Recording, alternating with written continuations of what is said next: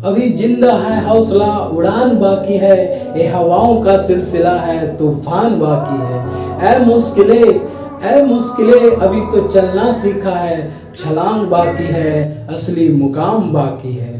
नमस्कार दोस्तों, मैं Milan Kushwaha, motivational speaker, teacher, content and आपका अपना dear friends. Welcome to all of you officers club. My dear friends, आज के सेशन काफ़ी ज़्यादा इंफॉर्मेटिव एंड इम्प्रेसिव होने वाला है, बिकॉज आज अकाउंट डिपार्टमेंट हर तरफ एक ही चर्चा है, appendix 3A, how to crack appendix 3 examination in your first attempt. So my dear friends, first of all you should set a goal against appendix 3 examination, because as far as I am concerned that without setting a goal you can't reach your destination. My dear friends, मेरा कहने का sense सिर्फ ये है कि important is not where I am today, important is that where I will reach tomorrow.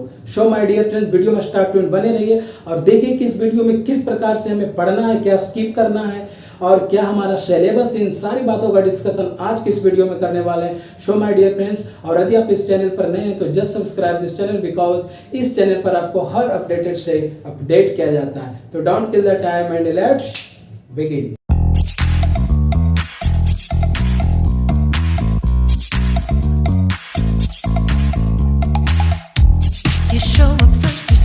Begin. सबसे पहले हम बारीकी से समझते हैं कि हमारा जो सिलेबस है वो क्या है, हमें क्या पढ़ना चाहिए, तो उसके बारे में देखते हैं कि the examination pattern of appendix 3 examination IREM examination will broadly as under.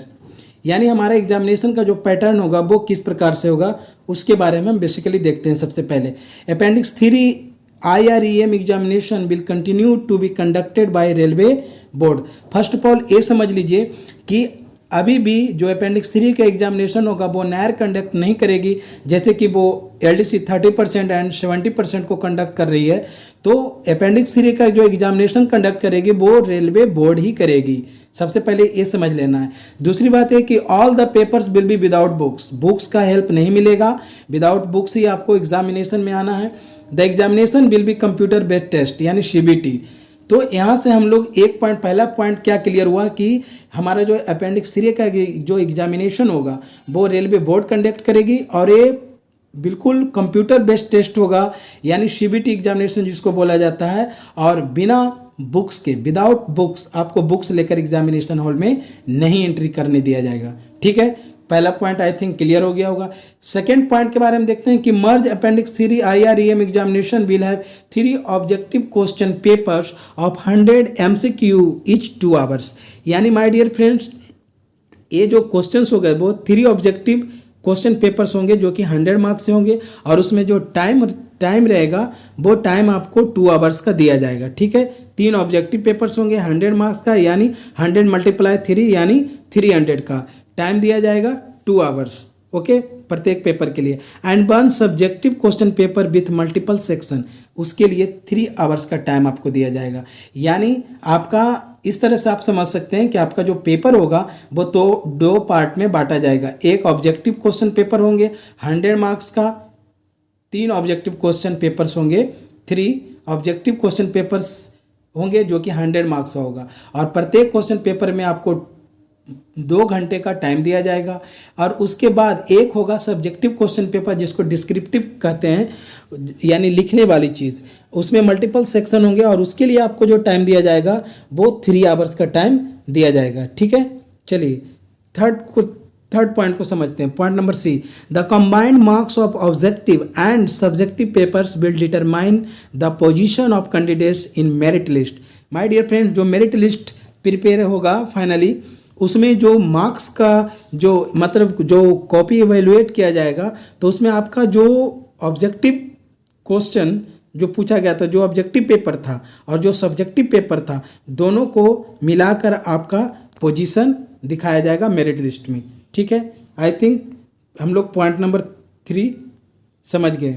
चलिए आगे पॉइंट नंबर 4 देखते हैं। Subjective paper will be conducted through online mode. Even objective question paper तो ऑनलाइन देना ही है, because at first I told that the examination will be computer based test. Examination जो होगा वो कंप्यूटर बेस्ड टेस्ट होगा, तो जो सब्जेक्टिव पेपर होगा also subjective paper will also be conducted through online mode. ये भी आपको ऑनलाइन मोड पर ही दिया जाएगा। हालांकि यहाँ पर कुछ डिस्प्यूट बना हुआ है, बिकॉज जो मान लीजिए जो इंग्लिश टाइपिंग में क्वालिफाई करके आए हैं थ्रू आरआरबी और उन्हें अचानक से, जैसे कि ऑफिशियल लैंग्वेज जो हमारा राजभाषा हिंदी जो है, तो उसमें हिंदी बोर्ड टाइप कैसे कर पाएंगे, तो ये थोड़ा डिस्प्यूटेड है। इस पर बोर्ड पर ये चीज़ छोड़ दिया जाए कि बोर्ड इसमें क्या मतलब इंस्ट्रक्शन फिर गाइडलाइन क्या जारी करती है वो बात के देखेंगे। बट अभी जो है कि subjective paper will be conducted through online mode, वो भी ऑनलाइन मोड ही किया जाएगा। ठीक है, चलिए नेक्स्ट पॉइंट की ओर बढ़ते हैं। तो देखते हैं कि there will be no cap on the maximum number of attempts to appear in appendix 3 examination. यानी अपेंडिक्स 3 एग्जामिनेशन में आयु की कोई समय सीमा नहीं, मतलब मीन्स भाग लेने की कोई समय सीमा नहीं है। आप अपेंडिक्स 3 एग्जामिनेशन में जितना बार मन करे उतना बार आप इसमें भाग ले सकते हैं, एग्जामिनेशन दे सकते हैं, कोई समय सीमा नहीं है। ठीक है, चलिए बढ़ते हैं नेक्स्ट पॉइंट की ओर, देखते हैं आगे क्या कुछ है।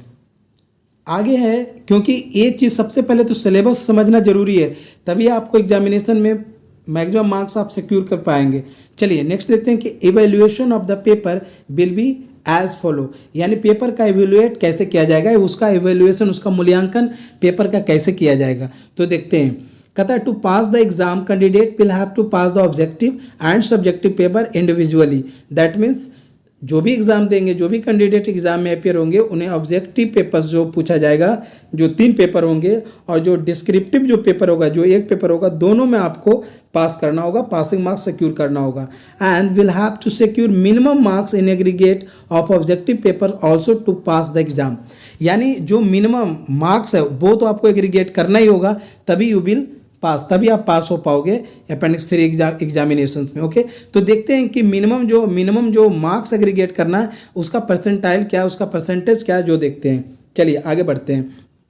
The pass marks for each of the objective question paper will be 40% with extent instruction of relaxation for reserve categories. यानी माय डियर फ्रेंड्स, प्रत्येक जो भी वस्तुनिष्ठ प्रश्न पत्र होंगे उसमें उत्तीर्ण होने के लिए 40% अंक प्राप्त करने होंगे, और उसमें जो आरक्षित कोटि के जो उम्मीदवार होंगे, जो कैंडिडेट होंगे, उनके लिए जो छूट दिया जाएगा वो मौजूदा अनुदेशों के अनुसार ही होगी।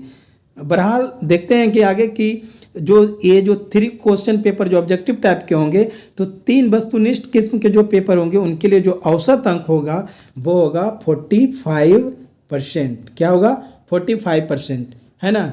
और आरक्षित कोटि के लिए छूट मौजूदा अनुदेशों के अनुसार ही होगी। यहाँ पर देखिए स्पष्ट कर दिया 45% एंड 40%, यानी 40% एग्रीगेट करना होगा मिनिमम मार्क्स, और ओवरऑल जो एवरेज मार्क्स आएगा वो 45% होना चाहिए with extent instruction of relaxation for reserve categories. तो ये रिजर्व कैटेगरी के जो भी हैं, जैसे SC ST है ना, तो उसके लिए जो प्रोविज़न है वो प्रोविज़न तो रहेगा ही। चलिए आगे देखते हैं कि आगे और कुछ क्या समझना है। माय डियर फ्रेंड्स, यदि किसी प्रकार का कोई क्वेरी है तो आप कमेंट बॉक्स में कमेंट करके जरूर लिखिएगा कि हमें मेरे ये क्वेरी है, हमें ये चीज़ समझ में नहीं आया, तो आई विल ट्राई, मैं कोशिश करूँगा कि आपका जो भी प्रॉब्लम है उस प्रॉब्लम को सॉर्ट आउट करने का। आगे देखते हैं कि नेक्स्ट जो पॉइंट है वो है कि the exemption for taking paper in the subsequent attempts will be 60%। That means क्या हुआ कि जो बाद के आपका जो प्रयास होगा, अटैम्प्ट जो लीजिएगा एग्जाम में, वो परीक्षा देने की जो छूट होगी वो 60% की होगी। और आगे क्या है कि the exemption will only stay for 5 years beyond which the paper needs to be taken again. That means छूट केवल 5 years के लिए ही मान होगी, उसके बाद आपको फिर से एग्ज़ाम देना होगा। यानी 5 साल तक आप 60% यदि सिक्योर कर लेते हैं किसी भी पेपर में, तो वो 5 साल तक वो तो उसका वैलिडिटी रहेगा, but after 5 years you will have to appear at the examination again. इस बात को रिमेंबर रखिएगा, याद रखिएगा। चलिए आगे देखते हैं नेक्स्ट पॉइंट क्या है कि pass marks for subjective paper will be 40% with extent instruction of relaxation for reserve category. यानी जो भी एग्जामिनेशन होंगे वो उत्तीर्णांक कितना है, तो 40% होंगे, और इसमें जो आरक्षित कोटि के लिए जो छूट है वो जो अभी वर्तमान समय में जो इंस्ट्रक्शन दिया जा रहा है उसी को फॉलो किया जाएगा, उस पर means as per extent instruction of relaxation for reserve category, इसी को मान लिया जाएगा, और आपको पेपर में पास होने के लिए 40% मार्क्स एग्रीगेट करना ही होगा। नेक्स्ट पॉइंट की ओर देखते हैं तो निगेटिव मार्किंग का भी प्रोविजन लाया गया है इस बार।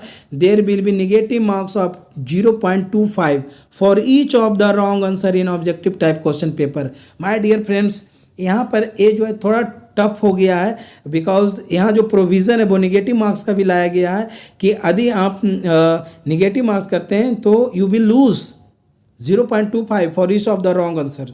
जितने आप रॉन्ग आंसर करेंगे उसके लिए आप 0.25 मार्क्स आपका लूज हो जाएगा, आपका डिडक्ट हो जाएगा आपके मार्क्स में। ऑब्जेक्टिव टाइप क्वेश्चन पेपर की बात हो रही है। ओके, चलिए आगे देखते हैं। आगे क्या है? आगे है कि subjective paper will be corrected only in the event of fulfilling both condition A and 2 as applicable.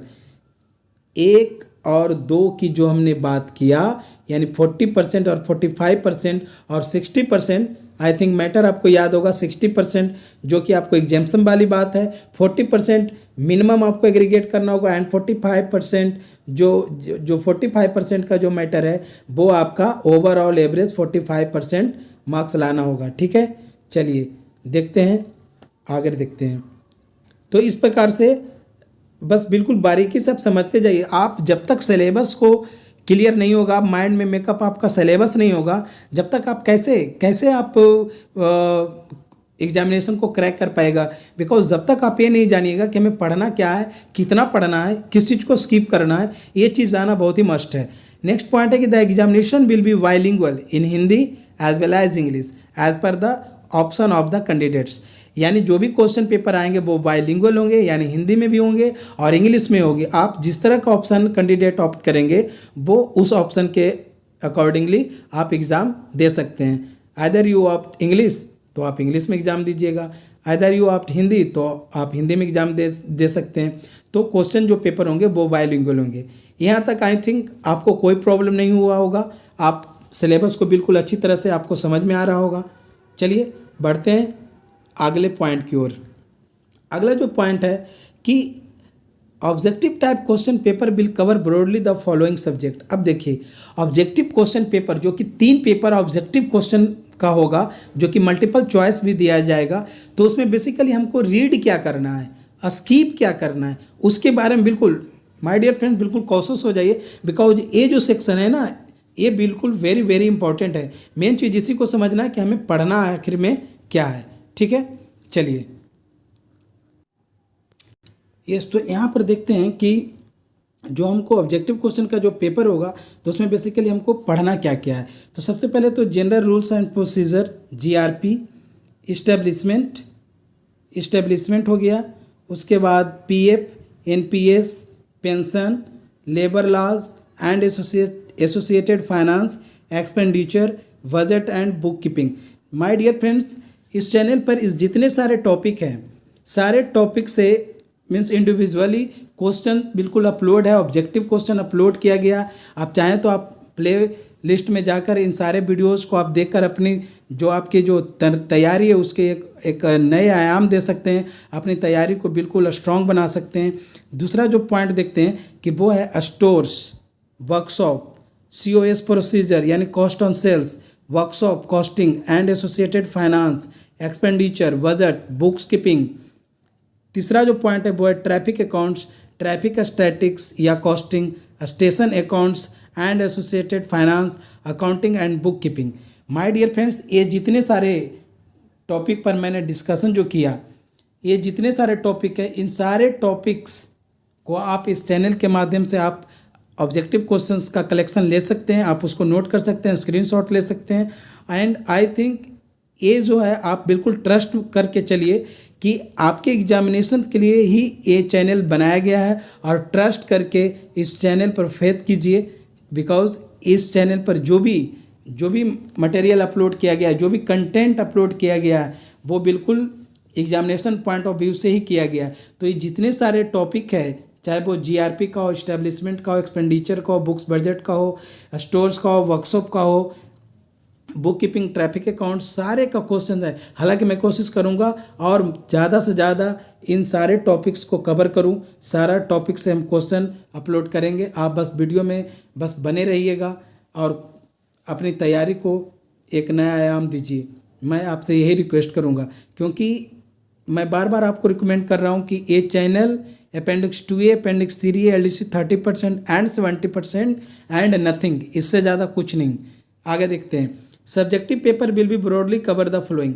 अब देखिए सब्जेक्टिव पेपर में क्या क्या क्या हमको पढ़ना है वो समझते हैं। ऑब्जेक्टिव पेपर को तो हमने देख लिया, अब सब्जेक्टिव पेपर में देखते हैं क्या पढ़ना है और क्या स्किप करना है। देखिए पहला है क्या, पहला पॉइंट है कि 1 section will be on general essay, letters and precis. My dear friends remember it, question paper जो होगा वो बाइलिंगुअल होगा, यानी हिंदी में भी होगा और इंग्लिश में होगा। सो डोंट वरी कि जनरल इंग्लिश है, लेटर्स एंड प्रेसी है, इस चीज़ को समझ लीजिए।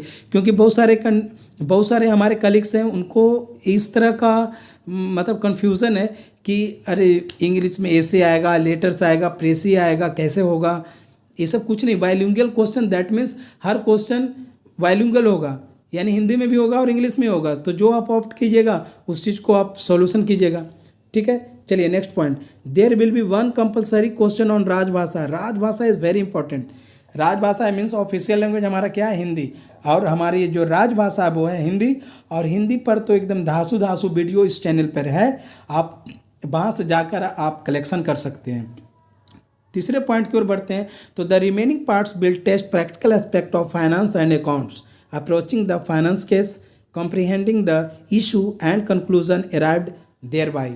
माय डियर फ्रेंड्स, इसमें जितने भाग जो बच गया भाग वो वित्त और लेखांकन यानी फाइनेंस, अकाउंटिंग और व्यवहारिक पहलू जो भी है, और वित्त मामलों के प्रति जो भी आपका दृष्टिकोण है, जो भी आपका पहलू है, उस मामले को समझना और उस पर निष्कर्ष निकालना, इस पर बेस्ट क्वेश्चंस होंगे, है ना। और जो 4 पॉइंट है डी नंबर, वो है numerical questions related to advance book keeping will be incorporated to जज analytical ability of the candidate for which use of calculator will be allowed. My dear friends, इसमें कह रहा है कि कैंडिडेट को विश्लेषणात्मक क्षमता जांचने के लिए और मतलब कि एक इफिशिएंट बही खाता जिसको कह सकते हैं से संबंधित जो भी संख्यात्मक प्रश्न को भी इसमें शामिल किया जाएगा, जिसके लिए आपको कैलकुलेटर अलाउ रहेगा। आप एग्जामिनेशन में कैलकुलेटर लेके जा सकते हैं। ओके, चलिए, तो आई थिंक आपको ये बात समझ में आ रही हो कि हमें डिस्क्रिप्टिव में क्या पढ़ना है, मीन्स सब्जेक्टिव पेपर में क्या पढ़ना है, ऑब्जेक्टिव पेपर में क्या क्या पढ़ना है। और यहाँ जो लास्ट जो लिखा गया है कि A and B above are indicative, यानी ए और बी जो है वो क्या है, ए सांकेतिक है, इसको दिखाया गया है। And detail syllabus will follow, और विस्तृत जो पाठ्यक्रम है वो इस तरह से आपको फॉलो किया जाएगा। और चूंकि गाइडलाइन तो रेलवे बोर्ड से भी आ गया कि ऑब्जेक्टिव पेपर ही क्वेश्चन पूछे जाएंगे 3 पेपर में, और एक आपका डिस्क्रिप्टिव पेपर होगा। तो डियर फ्रेंड्स, आई थिंक आपको अपेंडिक्स 3A का पेपर बिल्कुल समझ में आ गया होगा कि हमको क्या पढ़ना है, क्या स्किप करना है। एक बार फिर से मैं आपको इस पॉइंट पर रिमाइंड करवा देता हूं कि इस पॉइंट को बिल्कुल आप पकड़े रहिए, इसी को पढ़िए, बाकी आपको पढ़ने की कोई ज़रूरत नहीं है। और डिस्क्रिप्टिव में आपको ए सेक्शन, ये सब कंटेंट आपको बिल्कुल सारे कंटेंट आपको इस चैनल पर अवेलेबल है, आप वहां से जाकर आप पढ़ सकते हैं और अपनी तैयारी को, अपनी रणनीति को गुड, बेटर एंड बेस्ट बना सकते हैं। तो आई होप आपको आज का वीडियो अच्छा लगा होगा। माय डियर फ्रेंड्स, यदि वीडियो अच्छा लगा हो तो एक लाइक जरूर कर दीजिएगा, बिकॉज इससे मुझे मोटिवेशन मिलता है और मैं आपके लिए अच्छे अच्छे कंटेंट लाता हूँ। सो माय डियर फ्रेंड्स, मिलते हैं नेक्स्ट वीडियो में एक ऐसे ही इम्प्रेसिव एंड इंफॉर्मेटिव वीडियो में। Okay, till then bye bye, see you, love you all.